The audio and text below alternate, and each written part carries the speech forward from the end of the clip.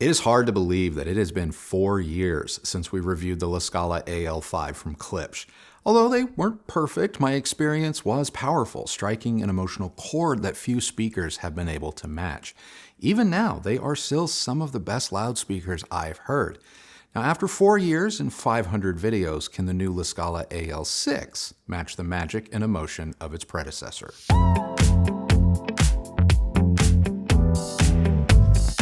Even though a lot has changed over the past 4 years, Klipsch has stayed true to the La Scala's timeless and classic design.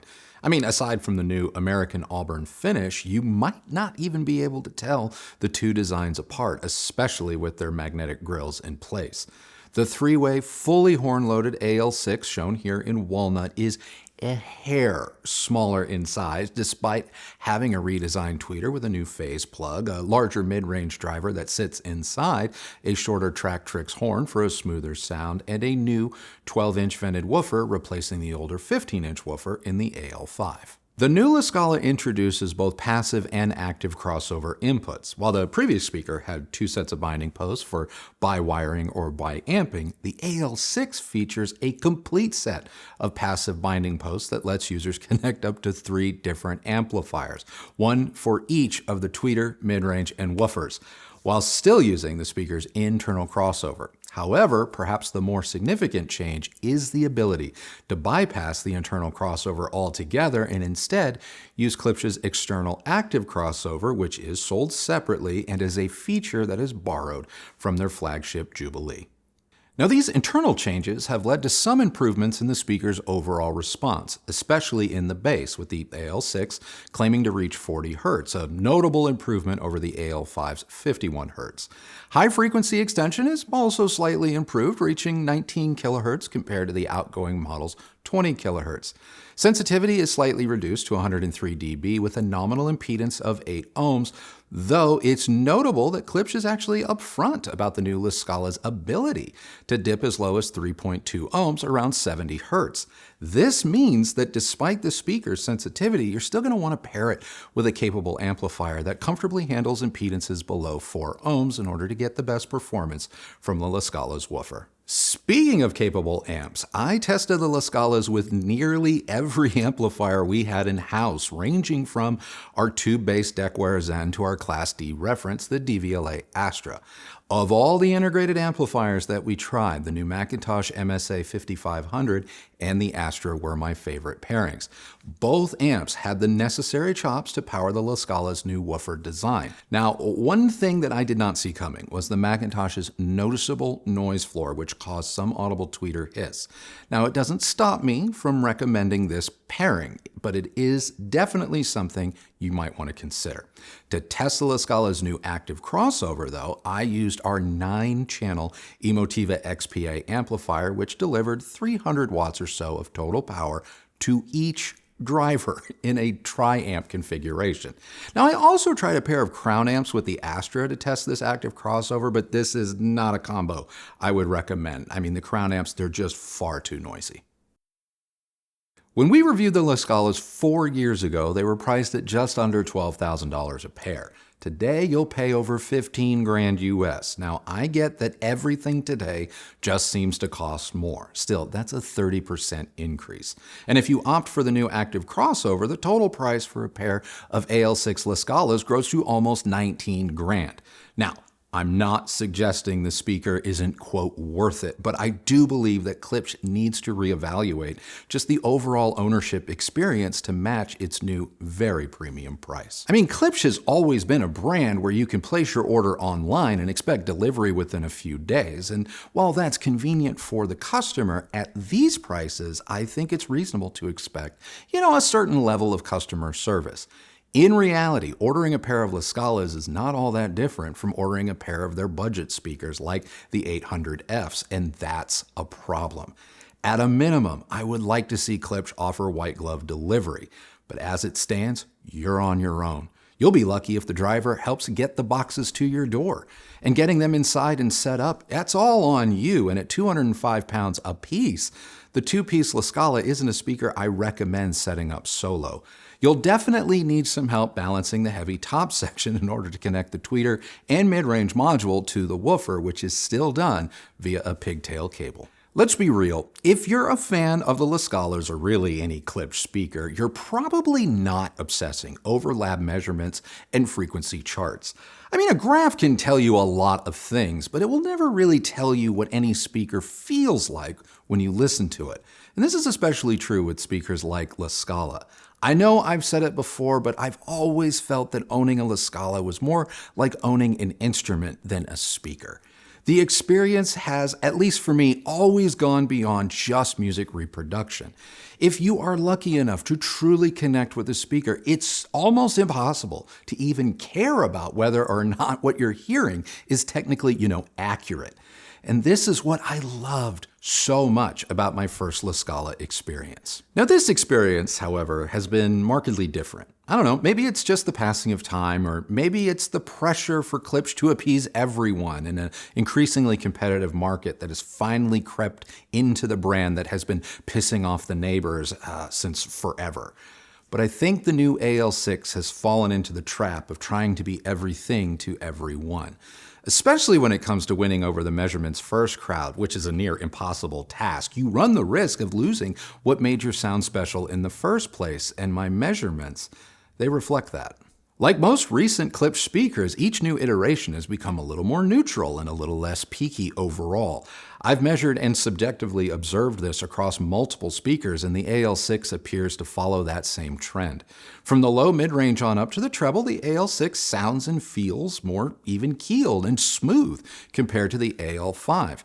I mean, the tonality of the mid-range and mid-range leading instruments, that's bang on through the AL6, though higher frequencies like the leading or trailing edges of a cymbal, piano trills, or even that inflection point of some female vocals, they just sound softer, with less contrast existing between them and the upper mid-range, never mind at that specific point of impact. Now, it didn't cost the AL6 any of its clarity or intelligibility. However, the presence, the immediacy, that abrupt start and stop quality of instruments and vocals within these regions, it all just took about a half a step back, sounding a little less in-room or outright live and instead more traditional. One of the things I loved about the AL5 was how no matter what I listened to, I felt like I was right there at the show. This was especially true with albums like Alanis Morissette's MTV Unplugged and early 2000 rock band like Collective Soul. With the AL6, their more neutral demeanor was certainly surprising, but they didn't grab me in the way the older model could. I found myself more focused on what they were doing rather than experiencing them on that deeper, more personal level. Now, for some of you, what I just said isn't necessarily a negative. If anything, at least for half of our audience, the new La Scalas may have just jumped to the top of your must audition list. But for me, and this goes for any new product, I want to eventually move past evaluating a product and feel something. See the hairs on my arms and neck stand up rather than spending time dissecting their THD. The new La Scala didn't quite rise to the same emotional level that I've experienced from this speaker before. And please understand, I'm not suggesting that the La Scalas are bad speakers. They sound fine. They have an impressive ability to recreate a realistic sense of space and scale. Now, it did take weeks of experimenting with placement to get there. And I do believe the new AL6s are more directional than their predecessors. I mean, toe-in was absolutely needed to lock in the La Scala's center image. And when toed in, the placement and definition of each instrument and performer, it was clearer. However, if I ventured even a foot or two to the right or left of center, the sound quickly and notably bunched to whichever side and speaker I was favoring. For example, my spot on the sofa is off to the left. Anytime I sat in my favorite spot, that meant I could only hear the left speaker. Now, I understand that horn speakers are more directional than their traditional speaker counterparts, so yes, some of this is to be expected. However, I don't recall the AL5 behaving this way, at least not to this degree, and our CORNWALL 4s definitely don't. Now, if I sat in the center of our sofa, you know, the sweet spot, the La Scala did a decent job disappearing in our room and presenting me with a large wall of sound that was fairly detailed, especially between the speakers themselves. But when compared to speakers with an excellent soundstage, like the B&W 800 signatures, Wilson Audio Watt Puppy, or our BEOLAB 50s, the Klipsch falls short. And one of the biggest giveaways of this localization was in the bass. The La Scalas hit 40 Hz in our room, well within the specifications set by Klipsch. However, for such a large loudspeaker employing a 12-inch woofer, you might expect it to play lower. And I get that bass is more omnidirectional. However, in the case of the La Scala and its horn-loaded woofer design, it's nearly as directional as the mid-range and highs. And off-axis, it not only drops in intensity, but becomes more confined to the La Scala's woofer enclosure altogether.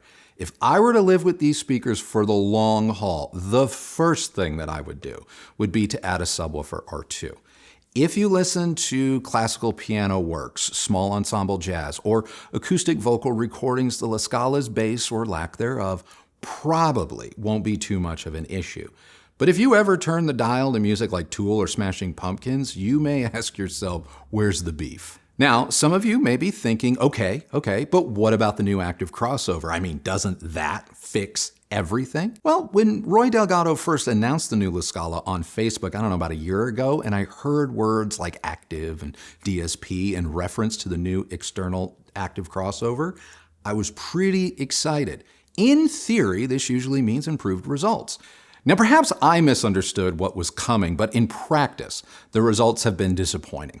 Regardless of what Klipsch may be doing under the hood, for the active crossover to even work, you have to try amp the La Scalas, meaning you need to use 3 discrete stereo amplifiers or 6 mono blocks, which, no surprise, will significantly add to the overall cost of ownership on top of the $3,500 you're already paying for the crossover itself, not to mention it means a lot of additional cables.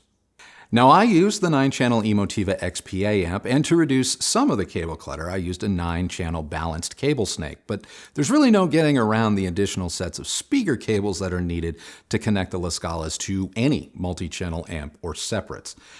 And pro tip, make sure to disconnect all of the La Scala's necessary bridging straps around back before proceeding or pressing play on anything. But before you do anything, you might want to snap a picture or two first of all of the connections before you start messing around with the active crossover. It will make putting everything back a whole lot easier if you decide you want to go back to listening without it. Otherwise, you may actually get fooled into thinking your speakers are broken if you miss one of those bridging straps or two. Once the crossover was in place, the La Scalas did sound different. While the bass felt a bit richer, the presence of the crossover did not extend the speaker's bass response despite the giant knob that said bass. That said, it added some weight to the upper bass and lower mid-range, making for a more seamless transition between the two. It also smoothed out the transition between the mid-range and the tweeter, if not smoothing out the tweeter's response altogether, which sounds like a good thing, and on paper, it definitely looks like one. However, in reality, this increase in neutrality resulted in a sound that felt lifeless, more sterile, and less exciting. The measurements may be more technically right, but the La Scala started to feel and sound less like a Klipsch and more like a Kef. And in reality, the crossover actually acts more like an expensive tone control. You can adjust the bass and treble up and down on a global level, but I could do that using the Macintosh amp. Ultimately, the addition of the external crossover feels like a solution in search of a problem, kind of like a knee-jerk reaction to years of forum bros bashing Klipsch speakers and their response curves for being, well, too Klipsch. I preferred the sound of the La Scala without the active crossover. Specs and measurements be damned. And if you want to know what Christy thought of the crossover, she hated it. Her words, "It sounds worse," followed by, "Why is everything so buried and muddied?" When she played Beyoncé's Don't Hurt Yourself with and without the crossover to prove her point, it was very easy to hear exactly what she was talking about. So, how does the Klipsch compare to two of our more recent reference grade loudspeakers, the Watt Puppy and BEOLAB 50? First, I acknowledge that both speakers are notably more expensive. And in the case of the 50, it's an active speaker. But both the Wilson and Bang & Olufsen products are superior. Not that money automatically buys performance. I'm not saying that. But from the bass on up to the treble, soundstage reproduction, hell, even dynamics, if you can believe that, both the Watt Puppy and BEOLAB 50 school the AL6. It's not even close. However, bringing things back down to earth, throughout my review of the La Scala, I kept thinking of another vintage-inspired loudspeaker that we recently reviewed, and that was the Super Wax Mini from PITT and GIBLIN.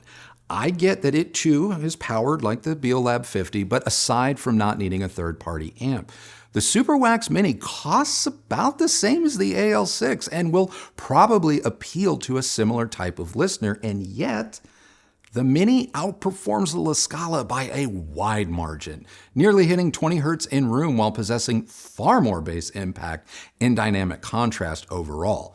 Moreover, despite being the more linear or neutral measuring loudspeaker, the Super Wax is more engaging and what I wanted from the AL6 if I'm keeping it at 100. But the biggest elephant in the room has to be the CORNWALL 4. The CORNWALL, like the La Scala, is not a perfect speaker, but after using it as a reference for the past 3 years, which is an experience we had not had prior to our first La Scala review, I feel pretty confident in saying there is not a note, a sound, or experience the AL6 produces that I can't replicate, and in many cases, best with our CORNWALL 4s. And while my affinity for the La Scala remains, and I consider them works of art in their walnut finish, for my long-term enjoyment, ease of use, placement flexibility, and frankly, budget, this experience with the AL6 all but solidifies our decision to ultimately opt for the CORNWALLs. I have honestly been second-guessing that decision ever since we took delivery of our CORNWALL 4 some years ago, but not anymore. Which brings me to my last comparison. Is the AL6 an upgrade to the previous generation AL5? Objectively speaking, I will say that the AL6 is, or at least measures better, and if you care about things like measurements, then maybe that means something to you. However, the problem with, quote, better is that it's subjective. The AL6 certainly addressed some of its predecessor's shortcomings. I mean, it does play lower, has a smoother, more linear response, and within the sweet spot can sound more traditional and less horn-like. However, these changes come at a cost. They sacrifice its sonic contrast, its fun factor, and the imperfections that come with hearing music live. The AL6 is not a bad speaker, and I don't think it needs a separate crossover to make it better. What I do see, however, is a brand that may be trying to appease the wrong people. You see, not everything needs to be distilled down to charts and graphs, and when it comes to music, I'd say this is doubly true. The world needs Klipsch, flaws and all, even if dyed-in-the-wool audiophiles turn up their noses at them. In the end, I wanted to relive my AL5 experience in all of its glory. I wanted the AL6s to make me shut up and listen, to act a fool, to cry, and to be made to believe that there's nothing more or better for me than a pair of La Scalas. I wanted that. I just didn't get it. So that's it. That is now my take on Klipsch's new La Scala AL6. What did you guys think? Sound off down in the comments below. And remember, before you get too upset, the only person who has to like the sound of your system, or in this case, a loudspeaker, at the end of the day, is you. So happy listening, everybody. Thank you so much for watching. Enjoy the rest of your day, and we'll see you on the next video. Bye.